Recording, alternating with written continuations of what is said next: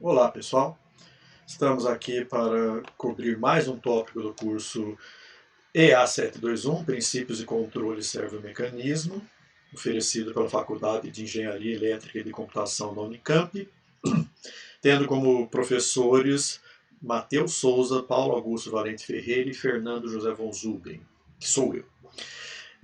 Esse tópico se baseia bastante no material de autoria do professor Paulo Augusto Valente Ferreira.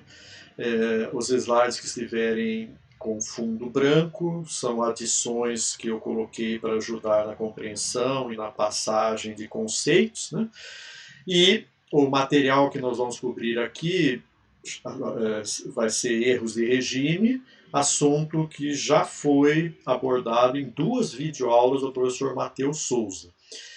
Então, temos os três docentes envolvidos com essas notas de aula aqui, ok?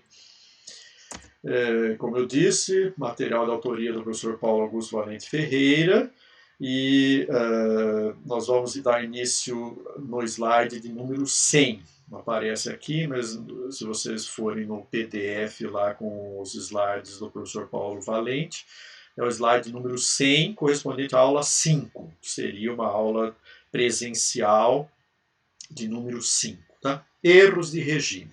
O que o professor Matheus já abordou envolveu vários tipos de entrada, inclusive entrada oscilatórias, como cosseno e seno, tá? Que vocês estão vendo aqui. Ele deixou bem claro, fez toda uma dedução mostrando que toda vez que um sistema dinâmico linear recebe uma entrada com uma única componente de frequência, no caso aqui ômega, por exemplo, né, que seria a curva em vermelho, né, a saída necessariamente vai ter a mesma frequência. Por que isso? Porque um sistema dinâmico linear não é capaz de criar novas frequências ou alterar a frequência do sinal de estímulo de entrada. Tá?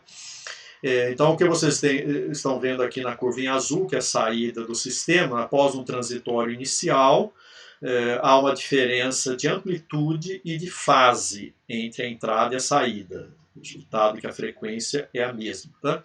E vocês vão estudar para cada frequência, né, vocês vão estudar essas diferenças de amplitude e fase entre a entrada e a saída através de um diagrama chamado diagrama de Bode. Né? E é um dos próximos tópicos do curso, ok? Nós, como eu disse, não vamos estudar esse tipo de entrada, porque em regime o comportamento do erro aqui não é constante e varia com o tempo. Né? Então, nós vamos nos fixar aqui, basicamente, nessas três entradas bem clássicas, né? A entrada em degrau, a entrada em rampa e a entrada em parábola. Né? Que vocês estão vendo aqui a formulação no tempo, numa coluna, e na coluna mais à direita, a sua representação em transformada de Laplace. Né? E por que estudar essas três entradas? Pela frequência e de ocorrência em sistemas de controle, né, como sinal de referência, por exemplo, e pelo fato de que muitos outros sinais que podem ser entradas de referência para o meu problema de controle, né, poderem ser expressos como combinações lineares desses três sinais aqui, ok? E para estudar o erro de regime associado a esses três sinais, eu vou recorrer a um único teorema chamado teorema do valor final, né? Que ele só é aplicável para sistemas biboestáveis. Vamos lá. Então, nós vamos nos ocupar aqui com sistemas de um grau de liberdade, a gente chama, que é o caso onde eu posso manipular o conteúdo de um único bloco aqui. Né? E a gente vai trabalhar em transformador de Laplace com diagramas de bloco. Né? E mais, nós vamos trabalhar com realimentação unitária, que não é o que vocês estão vendo aqui. Vocês estão vendo um sistema de controle, onde eu tenho aqui a função de transferência associada à dinâmica do sensor. O meu objetivo aqui é que a saída y siga a referência, no caso eu quero zerar o erro, né? O erro entre a referência e a saída de controle monitorada. Tá? E para isso, toda vez que esse erro não for nulo, eu vou produzir uma atuação na minha planta. Okay? Mais uma vez, eu não posso mexer na dinâmica da planta, mas eu posso projetar aqui o controlador. Né? Mas ficará muito mais fácil trabalharmos com realimentação unitária. Então eu vou eliminar esse FDS aqui. O primeiro passo que eu vou dar para eliminar o FDS é considerar que a dinâmica do sensor é bastante rápida, bem mais rápida que a dinâmica da planta mais o controle. Né? Isso permite considerar essa função de transferência FDS como apenas um ganho, e sendo FDS um ganho, eu vou conseguir tirar esse ganho daqui, tornando a realimentação unitária. Né? Nós vamos ver isso em detalhes a seguir. Então, eu espero que vocês tenham percebido que, dependendo do tipo de planta, a minha tarefa de controle vai ficar mais ou menos fácil, né? Dada a necessidade de seguir essa referência. Okay?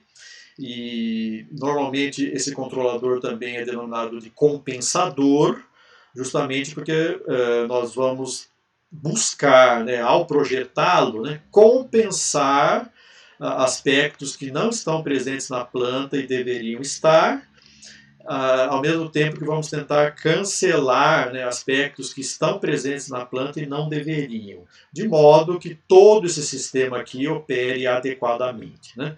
Eu gostaria de enfatizar por último, né, que o controlador também é um sistema dinâmico, como a planta, e a cascata dos dois, evidentemente, vai produzir um sistema dinâmico compensado, como eu já falei.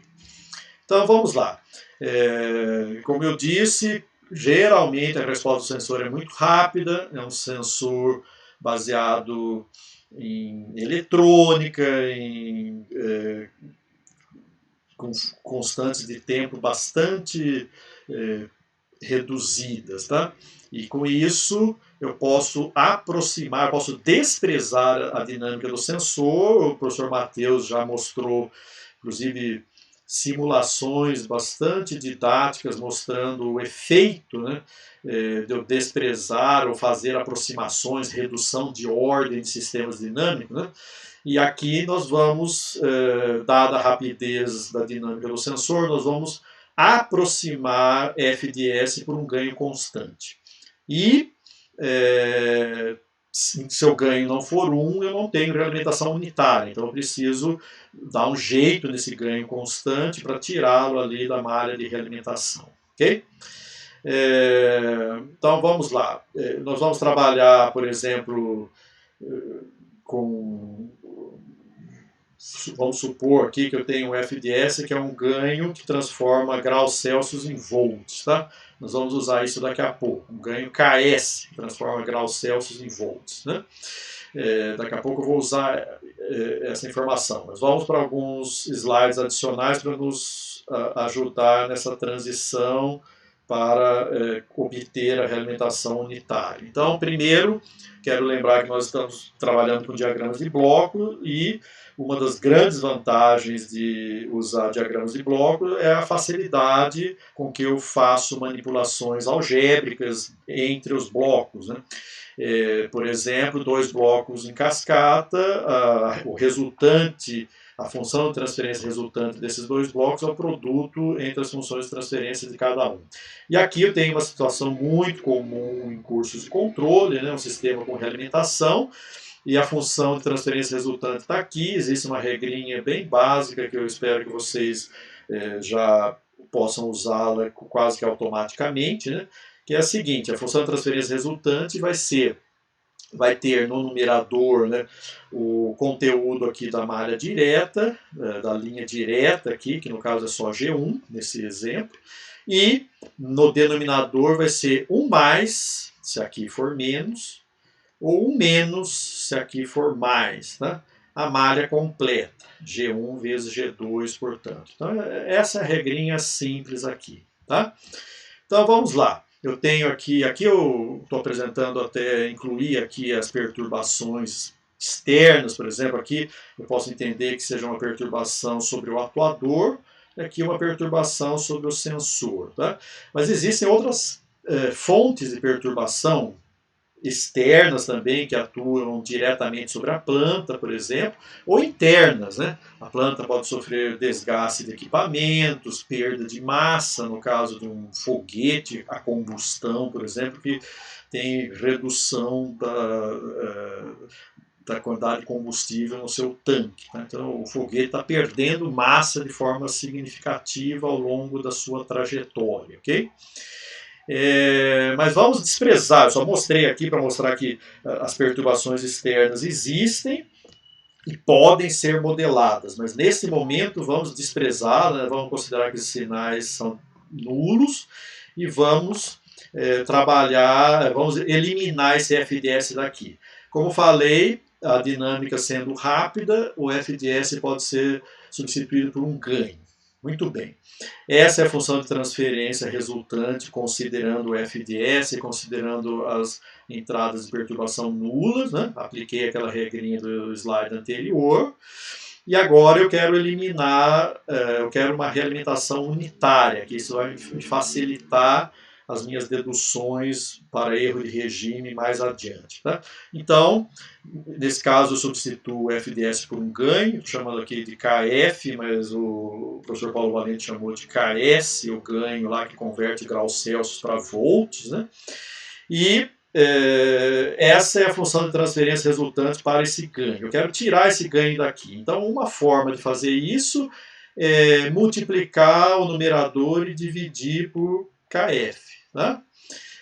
Isso equivale ao quê? A jogar esse ganho para a planta, ou para o controlador, mas vamos supor que esse ganho vai ser adicionado à planta, e aqui fora eu já vou fazer uma conversão, aqui vai ficar 1 sobre KF, né? Eu vou fazer uma conversão de volts para graus Celsius, tá? Para poder comparar graus Celsius com graus Celsius aqui. Então, tirar esse ganho daqui é jogar esse ganho para a malha direta, e 1 sobre ele, o inverso do ganho, aqui fora, antes da comparação. Ok? Então, a planta agora vai se chamar pelinha, porque ela vai ter o ganho, KF, e eu vou ter 1 sobre KF para fora. Ok? Como vocês estão vendo aqui.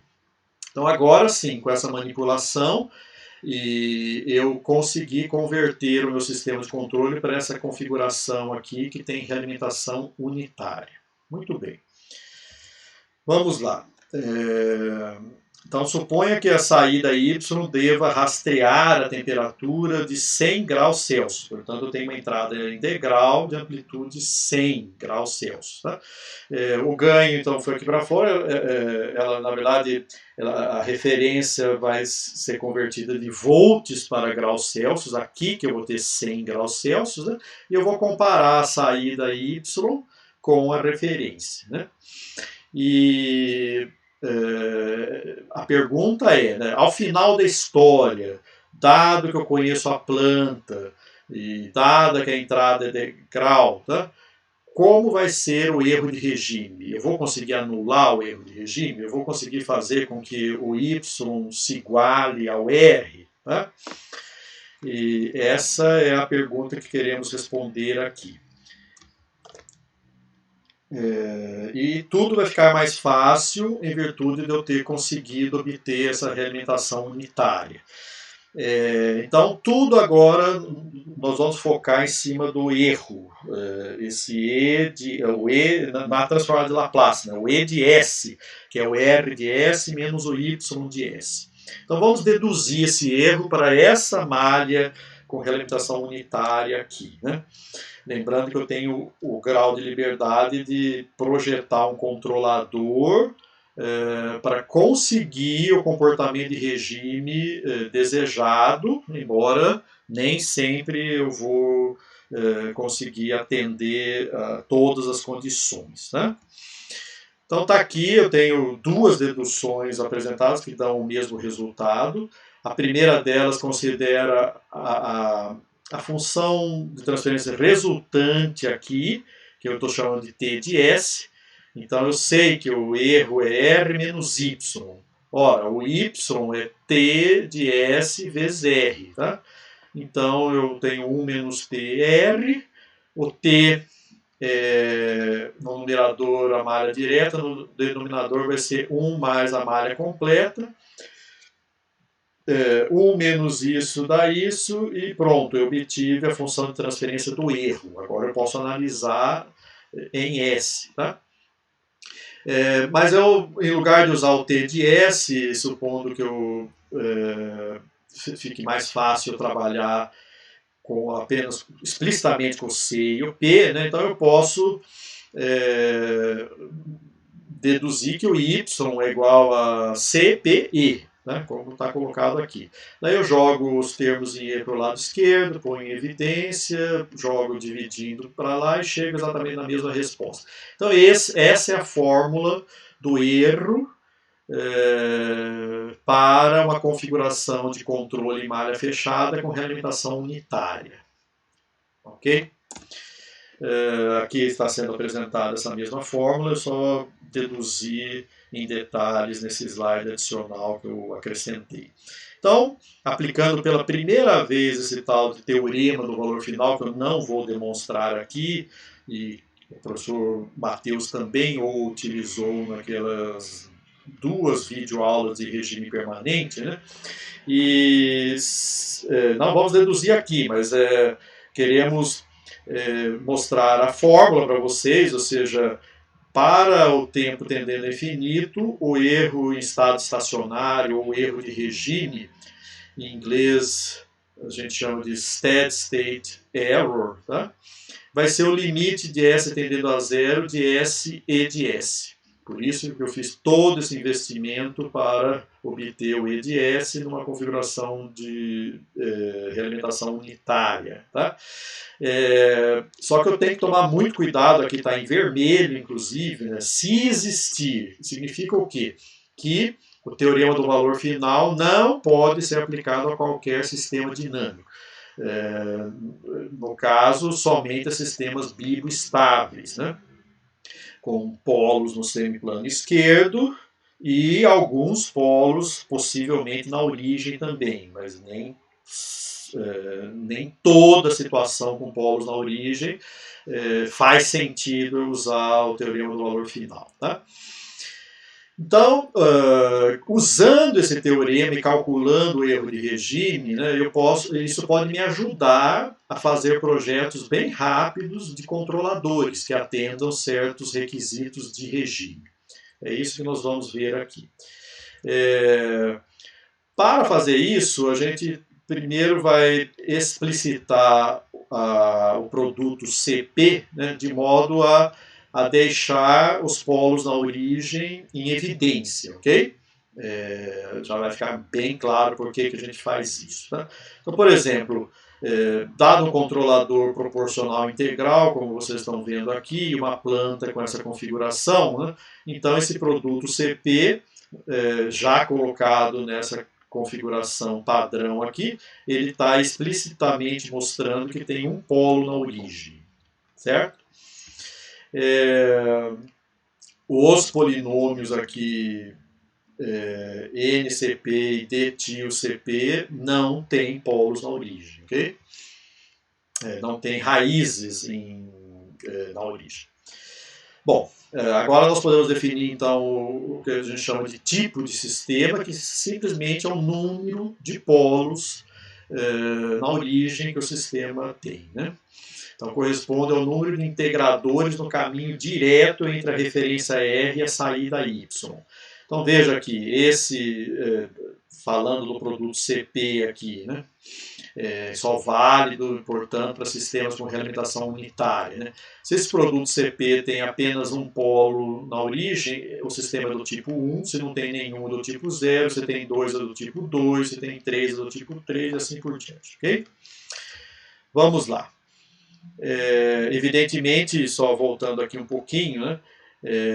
Se o sistema é do tipo 0 e seria interessante que ele fosse do tipo 1, então eu tenho o grau de liberdade, eu posso manipular aqui o diagrama de blocos, né, do controlador para incluir nessa malha direta esse integrador puro. Né?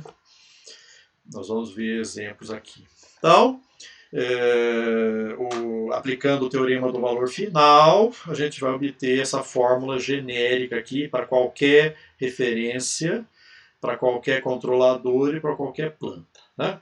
Agora nós vamos tratar o caso específico de entrada em degrau. Né? Como que fica o final da história? Como que fica o erro em regime após a atuação do controle, após vencidos todos os transitórios. Né? Então, aplicando o teorema do valor final, eu vejo que o erro em regime para a entrada degrau vai ser dado por essa fórmula aqui, e eu chamo esse termo aqui de constante de posição. Olhando para cá, já dá para ver que para que o erro se anule, esse limite aqui tem que ir para mais infinito, certo?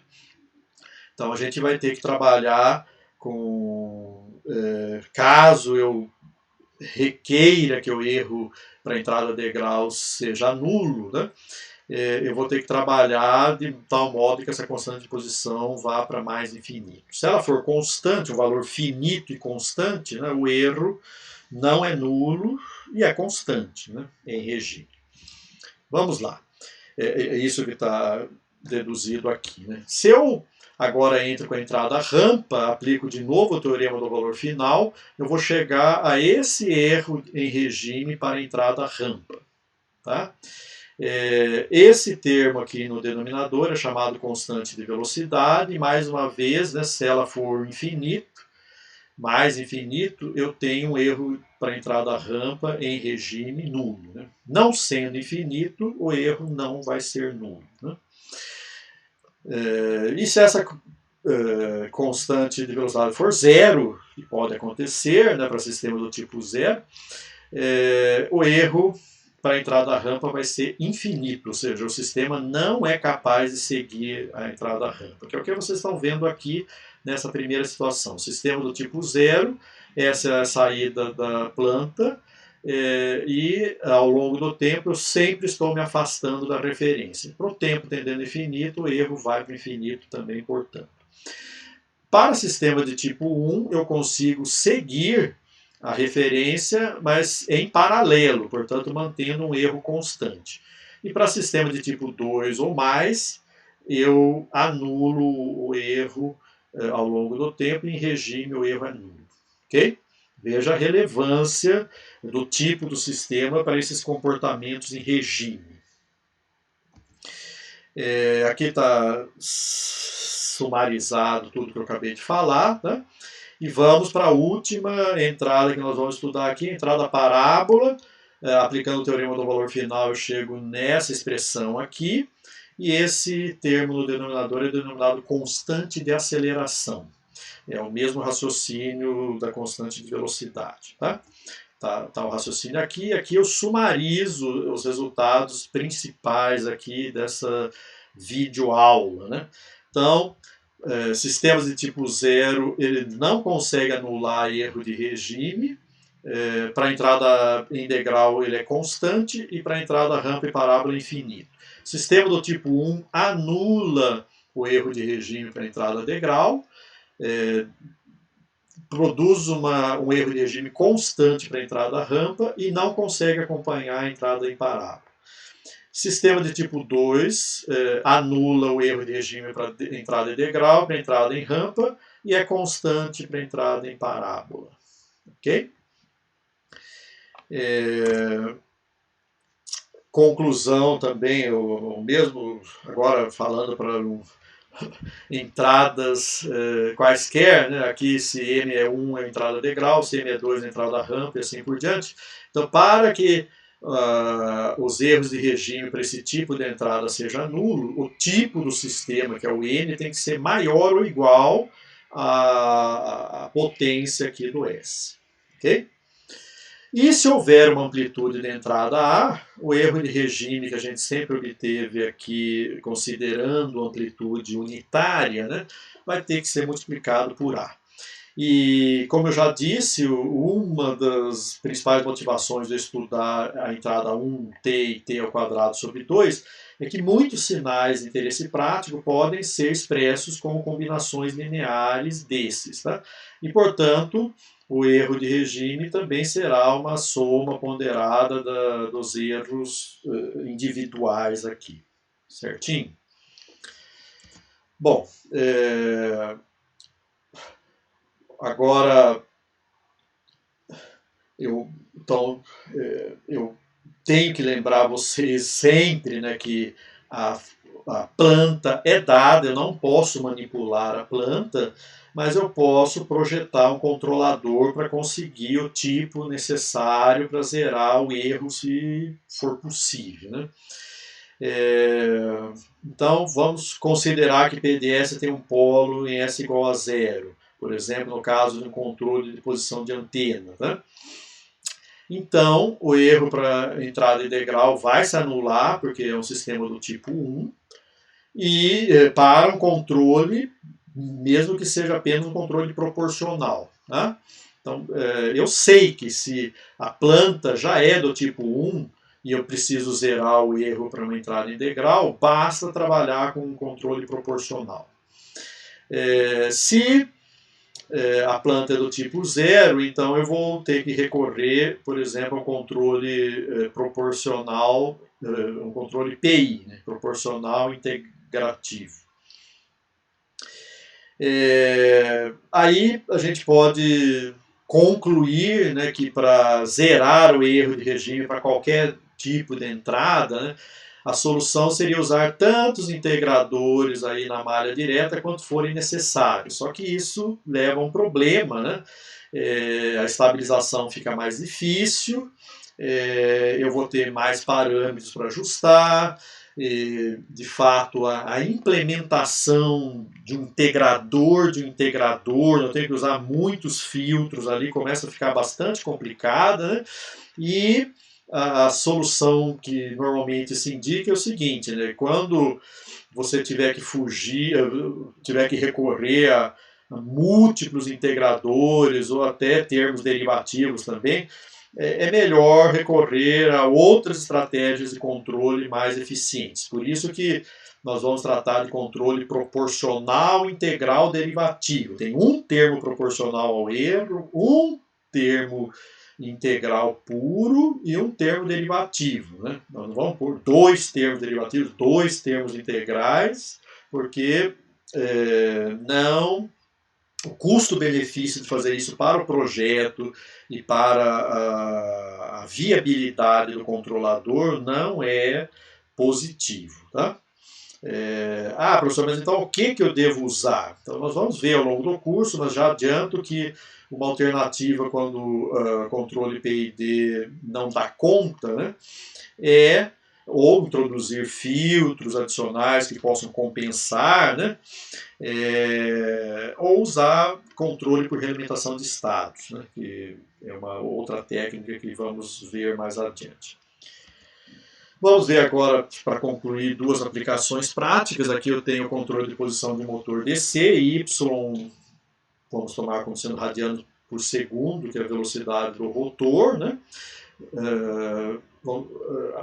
De acordo com a expressão aqui, a gente pode deduzir que a constante de tempo do sistema é 0,1 e, portanto, o regime é atingido aproximadamente após 4 constantes de tempo, dando 0,4 segundos. Tá? Isso em malha aberta. Né? Bom, o sistema de controle, então, é do tipo 1, porque eu estou usando apenas um controle proporcional ao erro, e o tipo 1 é dado por esse polo na origem que a própria planta já tem. Então eu sei que se a entrada for degrau, a saída vai conseguir acompanhar em regime com erro nulo. Se a entrada for rampa, vai acompanhar com erro constante. E se a entrada for parábola, eu não vou conseguir acompanhar. É isso que está sendo dito aqui. Né? E eu não só consigo tirar essas conclusões a partir do tipo do sistema, como eu posso calcular o erro de regime mesmo. Vamos supor que esse ganho KC aqui seja 10. Né? Eu estou definindo como sendo 10. O que eu consigo com isso? Eu consigo que, para a entrada rampa, o erro vai ser de 0,01 radianos por segundo. Né? Esse erro é muito alto, então eu posso aumentar o KC, também é algo que eu não posso aumentar indefinidamente. Né? Nós vamos estudar isso mais adiante, até por saturação do próprio atuador, né? Além de outros problemas de amplificação de ruído. Né? Mas, enfim, nesse momento eu posso, focado aqui só no erro para entrada rampa em regime, né? Se esse erro está alto demais, eu posso aumentar o KC o suficiente para conseguir um erro menor. Tá? Um outro exemplo aqui, que não tem realimentação unitária, então vou ter que jogar esse ganho para a planta e também aqui para fora. Né? Então a minha referência vai de volts para graus Celsius, e a planta vai ficar com essa configuração. A planta não, CP direto, né, vai ficar com essa configuração aqui. Então é um sistema de grau de tipo 0, tá? E portanto o erro para entrada integral não é nulo. Ok? Infelizmente, nessa situação. E quanto é esse erro para um certo valor de KC aqui, que eu ganho proporcional do controlador? Então, eu também posso calcular isso, ou seja, eu não posso, não me limito a dizer apenas que o erro não vai ser nulo, mas eu posso dizer o erro vai ser de tanto em regime, que é o que vocês estão vendo aqui, né?